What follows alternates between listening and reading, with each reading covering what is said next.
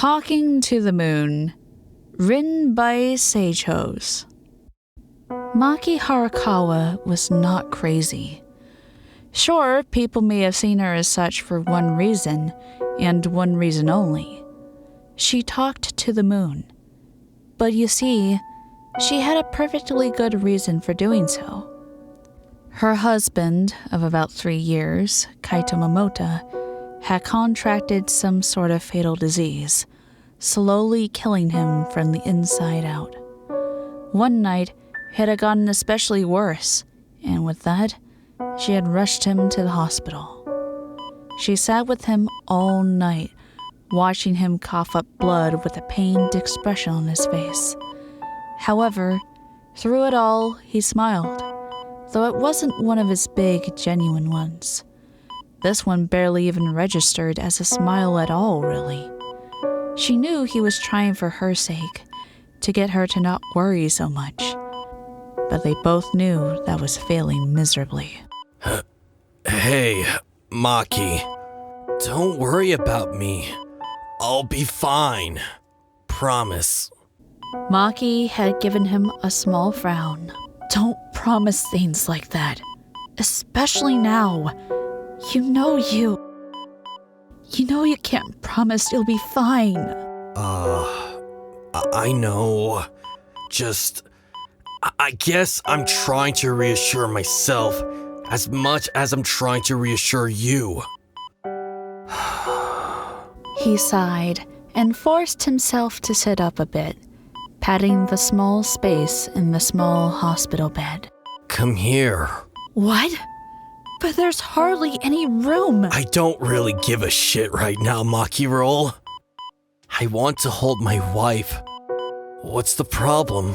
Kaito raised an eyebrow, almost in a challenging way. Would you deny a man the pleasure of being able to hold his wife? Maki sighed and climbed onto the bed, snuggling up to him. Damn it. I love you, Momota. He chuckled and held her tightly, trying to hold back a cough so he could at least get the words out. I love you too, Maki. More than words can even describe. You're very solemn when you're dying. She nudged him, trying to joke around. You usually would have said that in a happier tone. Well, at the moment, I don't really feel like I can be excited. But I am happy. Because I married the most amazing, most beautiful woman in the entire world.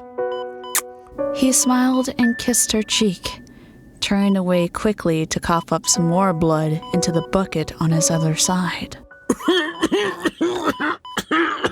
Kaito could feel that his end was drawing near, and he had the feeling that Maki knew it was coming too. But it couldn't. Not yet. There were so many things that he wanted to do, especially with Maki. His time couldn't be here so soon. Meanwhile, she held his hand, squeezing it reassuringly, though she tried to put at least a fake smile on her face. There were tears threatening to spill down her cheeks at any moment. She never cried, and when she did, it had to be something really horrible to make her do so. She was pretty sure this qualified.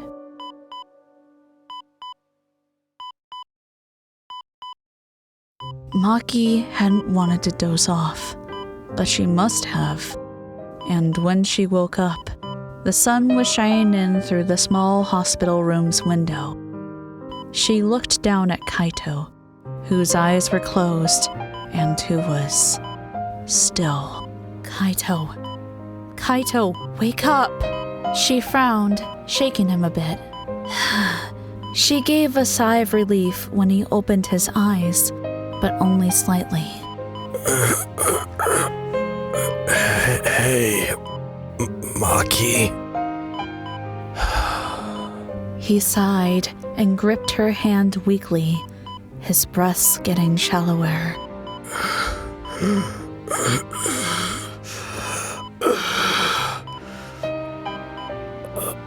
I love you to the moon and back. Momota, what are you doing? Kaito! She bit her lip, the tears awfully close to spilling as she watched her husband slowly slip away. Kaito! Love you, Maki roll. He sighed, his grip on her hand loosening as his body went limp, and shortly after, she heard his monitors going crazy. She was scrambled out of bed as doctors and nurses rushed in, but everything after that was a blur. All she remembered was the doctor pronouncing him dead. Though they had done all they could to revive him, it was too late. And that's when her world shattered.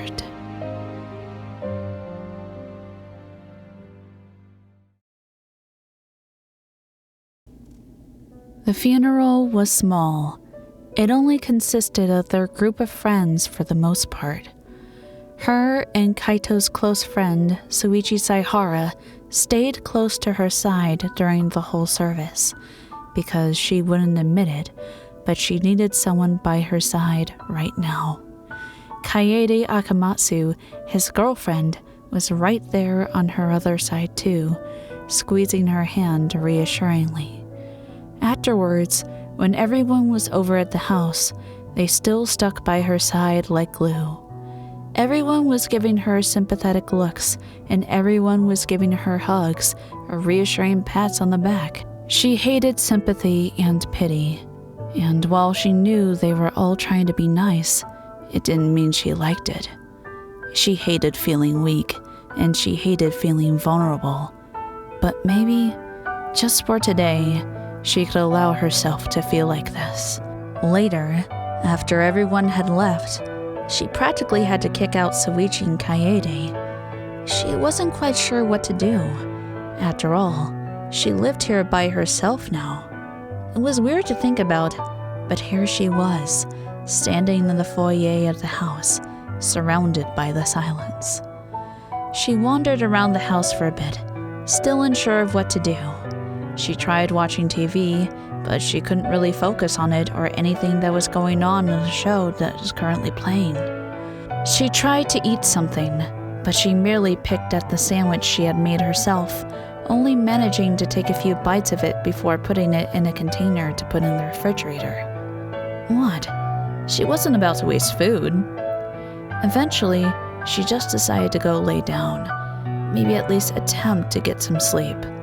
She meandered upstairs and stood in the doorway of the master bedroom, taking a deep breath before entering. She looked around at the pictures of the two of them on the wall and a photo of him on her nightstand. She picked it up and held it close to her chest. The tears that she had been holding back since the funeral finally spilled out. Maki sobbed for a good while. She didn't keep track of how long she cried, but eventually she calmed down.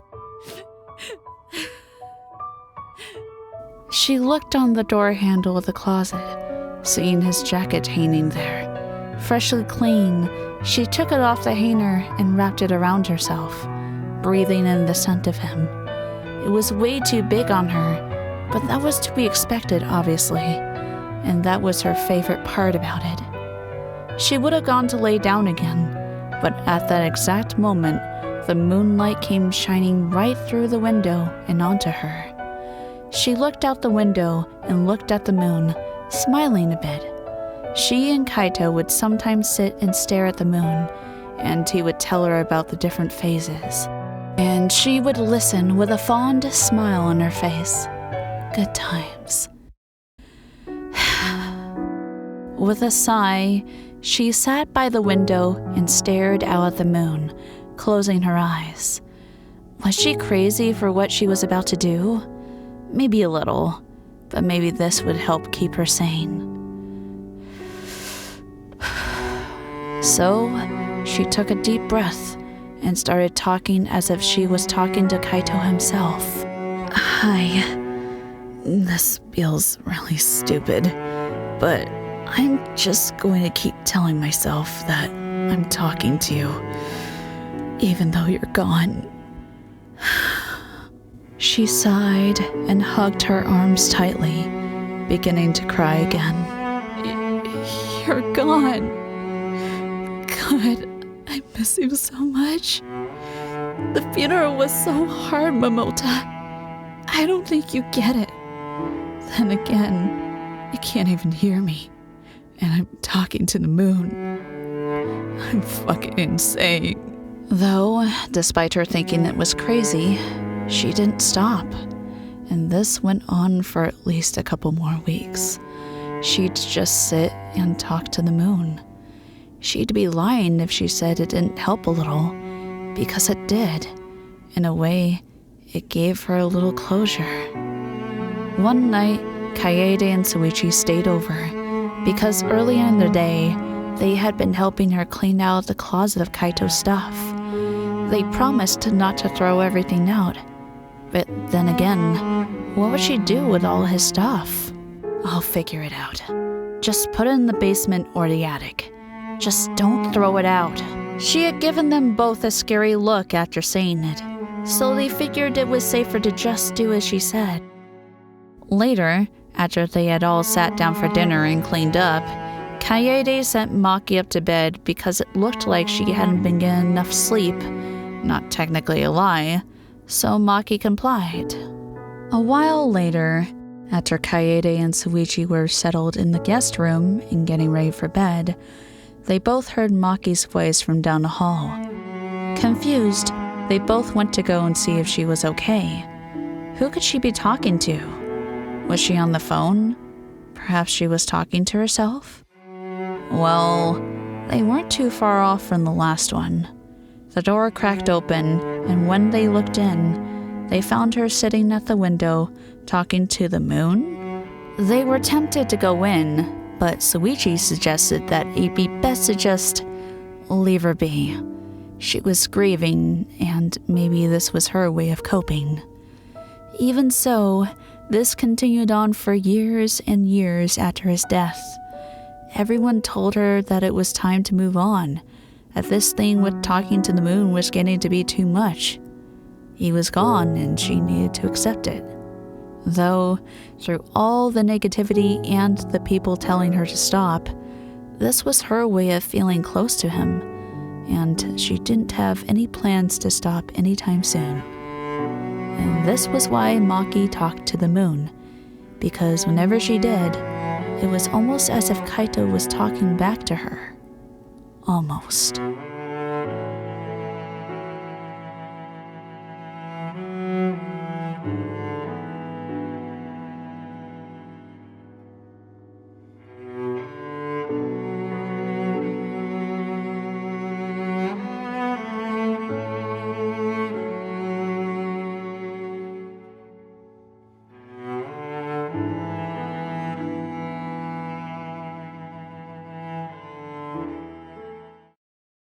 Hey everyone, Agent Fluffy here, and thank you for watching. If you enjoyed this video, please like and subscribe to my channel. If you want to support me even more, feel free to support my Patreon. The links are right here.